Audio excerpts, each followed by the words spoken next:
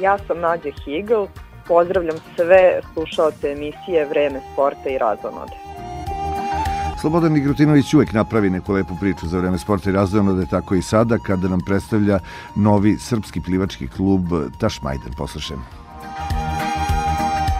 Naš sagovornik je Veselin Petrović, trener i koordinator u ovom klubu. Pa gospodine Petroviću, hoćete li nam reći onako ukratko kako ste uopšte došli na ideju da osnujete jedan ovakav klub koji će zapravo mladima pružati šansu da se bave onim bazičnim plivačkim sportom? Pa ovako, pre svega dobar dan. Što se tiče Srpskog plivačkog kluba, i naša ideja je da u današnjoj sveopštoj eri komercijalizacije, kada se bavljanje na neki način sportom i plivanjem postaje privilegija umjesto opšte dostupna stvar deci i roditeljima. Naš cilj je da omogućimo svakom detetu, pre svega u gradu Beogradu, da se bavi plivačkim sportom pod nekim minimalnim finansijskim osnovama, što kažu. Članarina je, zahvaljujući našem rukovodstvu kluba, najniža u oblasti plivačkog sporta. Shodno tome imamo jako veliko interesovanje u zadnjih godinu dana. Kroz klub je prošlo nekih 1500 članova, ajde tako kažemo. Trenutno imamo 450 aktivnih sportista u svim selekcijama, od obuke neplivača, deca uzrasta 4 godine i starijima.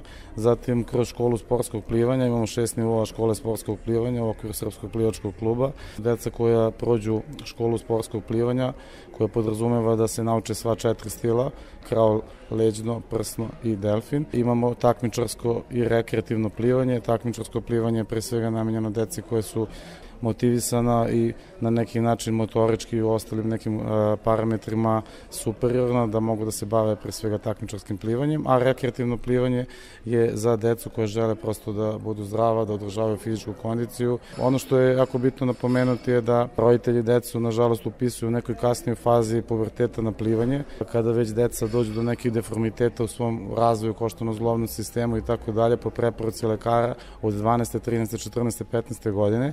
Generalno je mnogo bolje da na neki način obuka plivanja počne u nekom manjem uzrastu, kad su deca manja, kroz igru se uče elementi plivanja. U tom programu obuke neplivača, za taj program trenutno imamo najveće interesovanje. To su deca uzrasta od 4 do 10 godina u proseku, imamo i starih, ali 90% da kažem polaznika je u tom uzrastu. Kada se savlada program obuke neplivača, samo dete ulazi u kategoriju poluplivača. Bezbedno je znači na vodi, ali ne znaš uvek stilove sportskog plivanja. To se radi kasnije u školi sportskog plivanja. Po nekim našim istraživanjima i saznanjima, nažalost, Beograd je grad koji leži na 2 reke, ali ima jako veliki broj odraslih neplivača. Više od 50% odrasle populacije su ljudi koji ne znaju da plivaju, ne znaju da se održavaju u dubokoj vodi. Imamo i tu, da kažem, u zadnjih godinu dana jako veliko interesovanje kroz program plivanja za odrasle osobe, gde odrasli ljudi, mi ih kotiramo 20 godina i stariji, uče da plivaju. Što kažu, plivanje za odrasle je specifično zato što čovjek što je stariji sve je više krut, sve manje elastičan, sve manje ima volje, veruje u sebe za neke nove stvari. Tako da najstariji polaznik je imao 77 godina, a najmlađi 20 u plivanju za odrasle osobe. Ovo je program kao torta, red muzike pa red sporta, nikad ne izlazi iz mode vreme sporta i razonode. Ovo je program kao torta, red muzike pa red sporta, nikad ne izlazi iz mode vreme sporta i razonode.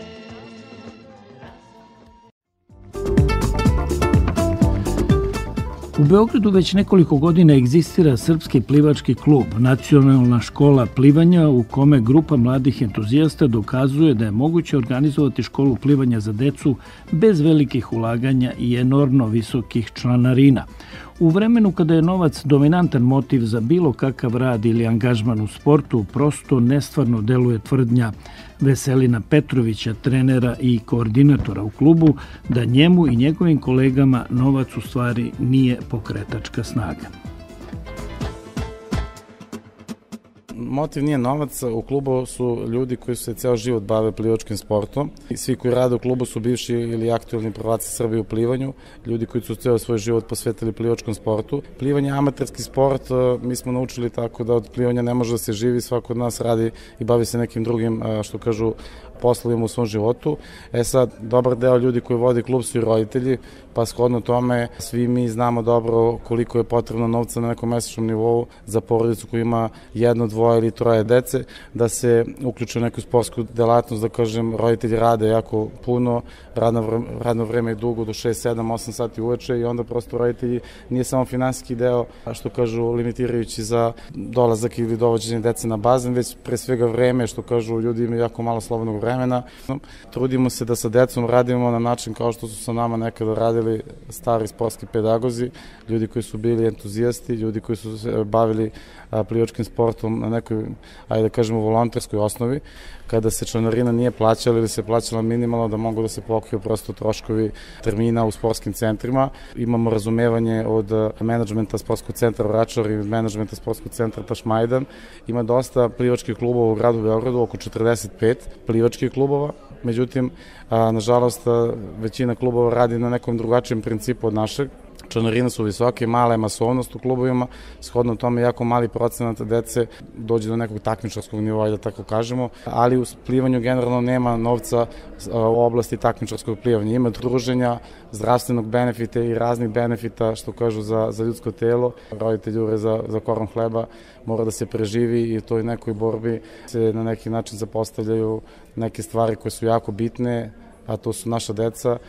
Moramo malo više vremena da provodimo svako sa svojom porodicom, sa svojom decom i da ih usmerimo na prave stvari na sport, da bi sutra bili pravi ljudi. Čovjek koji je sportista, plivač je neko ko sate provode dnevno u vodi. Naši seniori plivači provode dnevno 5-6 sati u bazenima, na primjer. Imamo ih jako malo, niko ili jako mali procenat njih dobija neke stipendije i tako dalje, novac od koga može da živi, ali kad si sportista i plivač, ti prosto se navikneš da se boriš sam protiv svih, sam protiv svega, nisi navikao na ničiju pomoć, generalno si naučio da plivaš u svim oblastima, u oblastima marketinga, finansija, u oblastima nekim drugim kojima možda nisi učio na studijama i tako dalje. I ako si dobar plivač, što kaže, uspećeš. Mi za sada dobro plivamo na svim poljima i ono što ja volim da kažem roditeljima i deci, plivamo i uživamo. Eto.